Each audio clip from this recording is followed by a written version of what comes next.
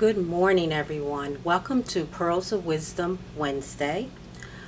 Today, of course, is not Wednesday. I am coming to you live this morning from the Paris Bistro Jazz Cafe. I wanted to talk to you, and reason why I am not coming to you on Wednesday and decided to wait and delay and come today, wanted to make sure I had additional time to digest what happened, in fact, a week ago, last Friday, in Charlottesville, Virginia.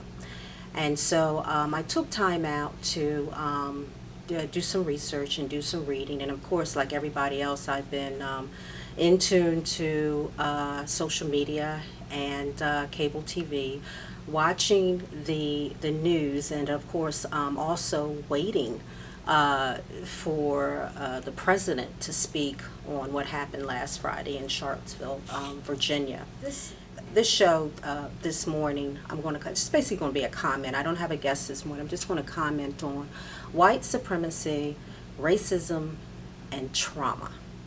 And so I was going through the video clips, and I was watching a video clip of a reverend, African-American reverend, who was talking about being in the midst of what happened in Charlottesville last Friday. And she said they were in church, they were worshiping, having service, and it appeared to have been a church where it was diverse congregation. And you know, in church you've got your elderly, your children, your women, you know, mixture of people. And she said then someone came in to the church and said that they needed to leave, but they couldn't leave through the front door because there was a mob of people coming through the town with torches. And so she said that people were just horrified. And she did say one word. She said fear. And she said what they had to do was they realized they couldn't go out the front door, that they had to leave through the a side door into an alley and to freedom.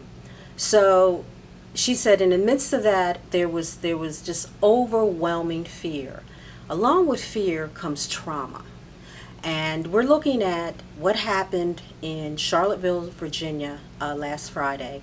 We're looking at community violence trauma, the long-term effects of that, the impact of it, and where do we go from that? African Americans have been dealing with generational trauma. We're resilient dealing with generational trauma. What happened last Friday? What happened, and we can think back to other forms of violence, community violence in this country when we go back to 9/11. And then we can think about, you know, I remember vividly what happened with watching how Katrina played out over that weekend in New Orleans, and the trauma that impacted the folks that in New Orleans. What is important is these folks have access to services. If you were feeling any post-traumatic symptoms from Katrina or from the World Trade Center, and we can go on and on with the school shootings, there are services provided. You know, there's therapy, there's medication, there's of course prayer. What did the African Americans have during slavery? People had to watch family members, loved ones, friends be shot to death right in front of them as a mechanism of fear, power, and control. When women were being raped, when people were being lynched, African American men were being hunted down like dogs and lynched and from trees. What services was available? I don't remember anybody calling a therapist and saying, you know, this person has just watched his brother be lynched and hanging from a tree. Let's get him some counseling. This woman is being raped by the slave master. Let's get her some counseling. No, we've been dealing with this generational trauma due to racism for 400 years. So this is nothing new when we've got white supremacists, mob of folks coming through a town. And what is it all about? It's about power and control. It's about power and control.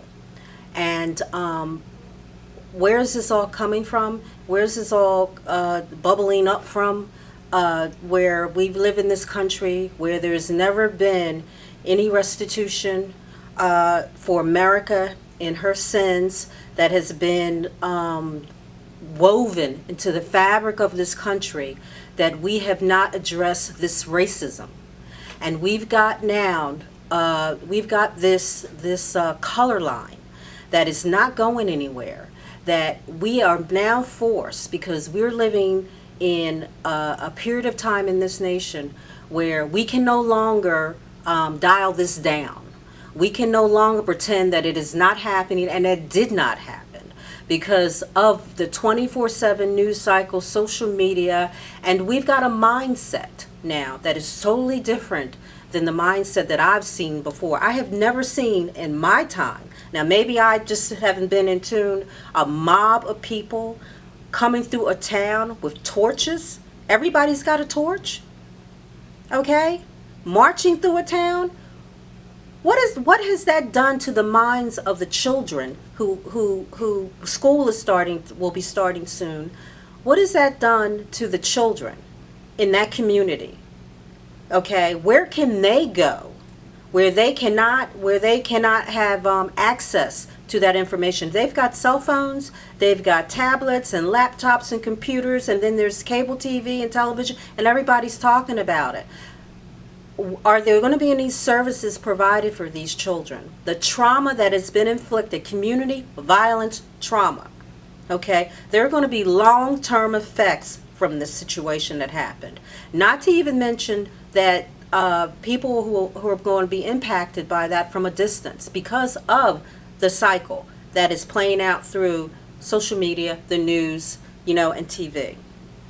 And so we've got a series of issues that just have not been resolved in this country, with white America not admitting to the racism issue, the power, the control, how women have been treated in this country, the LGBTQ community has been treated in this country, and then we've got white supremacists under our president who is granting and condoning this behavior, okay, who are rising up under our president because of the slipping of the power and control. Because that's all this is about. This is power and control. And how you maintain that is you instill fear in people. And that is an old racist method that has not gone away. So it is time now for everyone in this country to decide, where do we go from here? Because that is, Charlottesville now is ground zero for white supremacist racism trauma in our communities. Ground zero. So where do we go from here?